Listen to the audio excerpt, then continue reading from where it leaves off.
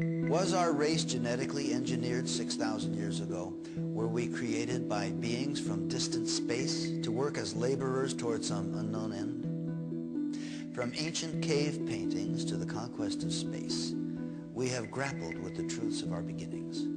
But what if the question of our origin falls outside the realm of social acceptability? Over the course of the 20th century, we have witnessed exponential advancements in the collective knowledge of mankind. In every field of science and technology, our achievements are no longer measured in centuries or decades, but in years and even months. With this extraordinary growth, mankind has surpassed every achievement recorded throughout the millennia of known civilization. But what if the breakthroughs of today concerning humanity, the earth, and our beginnings are not new wisdom at all? What if much of this supposed recent knowledge lay secreted away in the ruins of a once powerful society, awaiting our discovery? Could this alleged new knowledge, uncovered in Earth's little corner of the universe, be considered Genesis revisited? This is the belief of the world-renowned archaeologist, linguist, and expert in the field of cultural anthropology, Zecharia Sitchin. I'm Zecharia Sitchin. I devoted a lifetime to the study of ancient civilizations, ancient languages, their art, their beliefs, and the knowledge that they had. And the question is, when you study, when you look at all that, is it myth, is it mythology, or did it really happen? I believe it all really happened.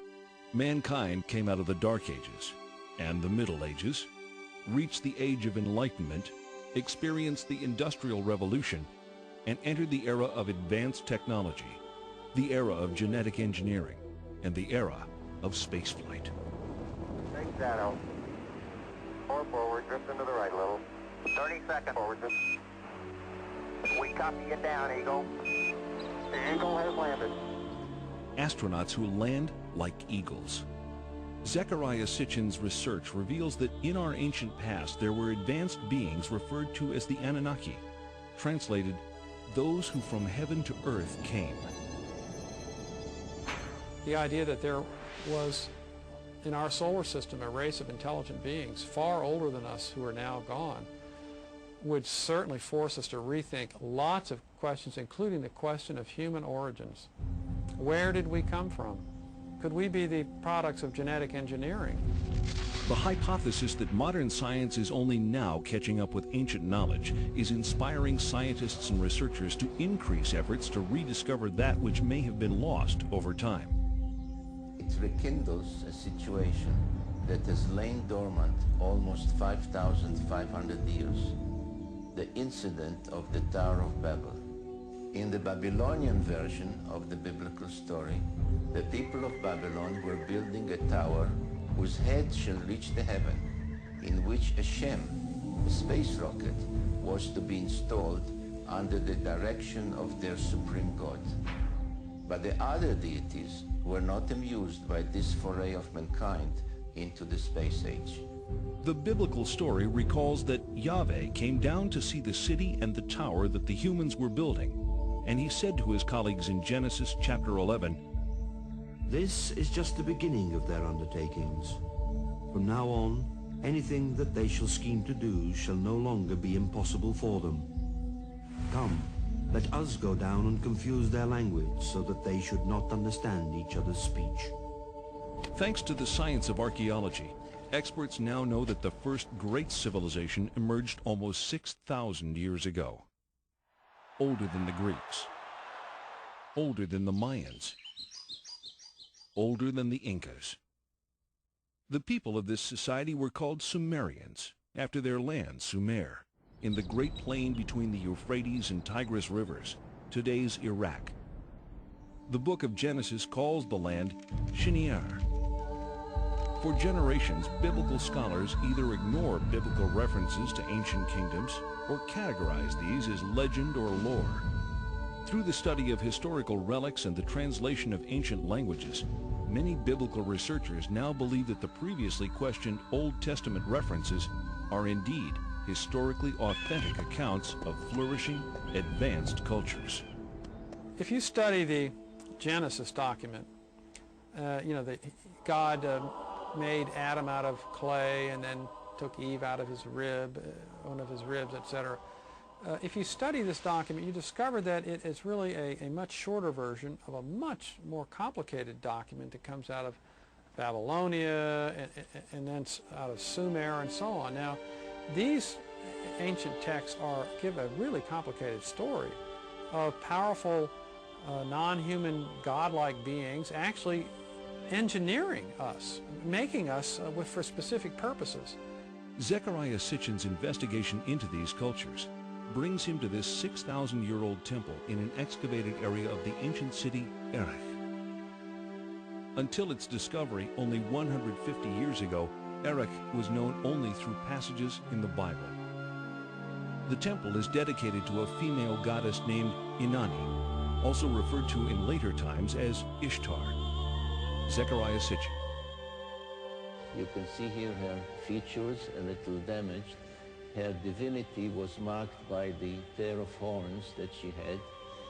She held a jar with the water of life, and she was surrounded as a decoration, but perhaps also symbolically, with a symbol that some refer to as entwined snakes, which was the symbol of science in those days, 6,000 years ago. Some find in it a precursor of the Egyptian Ankh. Since that time, authors like Zecharia Sitchin have gone to the far ends of the earth looking for clues, painstakingly piecing together enough fragmentary evidence to build a new theory of human evolution. A basic conclusion of my writings has been that those who gave mankind civilization were visitors to Earth from another planet. If I say extraterrestrials, it's a dirty word, but that's what they were. This is called a... Sitchin is one of the few people on Earth able to read 6,000-year-old Sumerian texts. These writings, according to Sitchin, contain unmistakable clues to ancient intergalactic space travel. And in order to come and go between them, their planet and our planet, they needed a space facility. The space facility was in a place in Mesopotamia, in today's Iraq. The mission control center was at a place called Nippur, and the actual spaceport was in a place called Sipar, which can be translated as Bird City. Many of them were depicted as birdmen with wings. People that look like us, not with little horns or green, people that look like us started to come between their planet and Earth about 450,000 years ago. Why do they look like us? We look like them.